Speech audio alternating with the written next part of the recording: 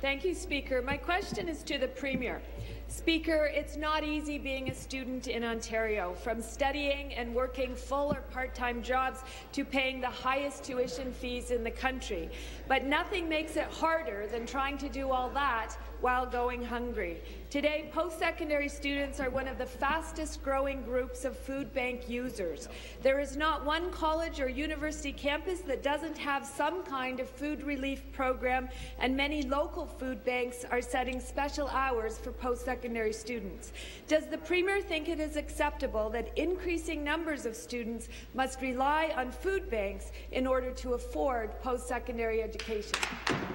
Premier. Well, Mr. Speaker, I don't think it's acceptable in as rich a society as we live in that people would go hungry, Mr. Speaker. It's why we are the first government in Ontario to have a poverty reduction strategy, Mr. Speaker. It's why the focus of our post-secondary policies has been to increase accessibility, to make sure that there were grants in place, to make sure, Mr. Speaker, that we reduce tuition so that students would be able to access post-secondary. So no, Mr. Speaker, I don't accept that young people should go hungry in this province. And Mr. Speaker, we're working very hard to make sure that young people and families have everything that they need in order to be able to thrive. Thank you.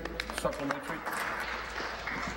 Speaker, this year's hunger report, released yesterday by the Ontario Association of Food Banks, points out that hunger is rampant on post-secondary campuses because university tuition has increased nearly 40% in just 7 years. Students' budgets can't keep up with the rising prices of rent, tuition and food.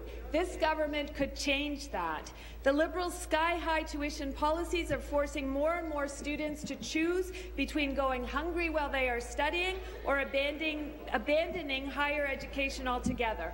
Why is this government making hunger another cost of higher education in Ontario?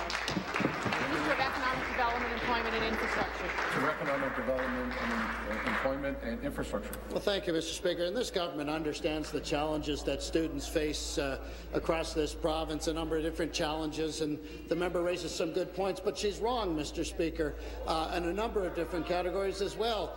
We brought in a 30% off tuition program, Mr. Speaker, that's providing thousands of dollars of savings across this province to students. Order. Mr. Speaker, a student today that's receiving the 30% off tuition grant is paying the same amount of tuition today they would have been paying 10 years ago. Mr. Speaker, that's the fact. Now, that doesn't mean we're done. That doesn't mean we're going to keep working with students in post-secondary institutions to do everything we can to improve education throughout in our universities and colleges, and to ensure, Mr. Speaker, we keep a cap on tuitions, which we've lowered the amount that post-secondary institutions can raise tuitions. We're working with students, Mr. Speaker, and we'll continue to address the challenge.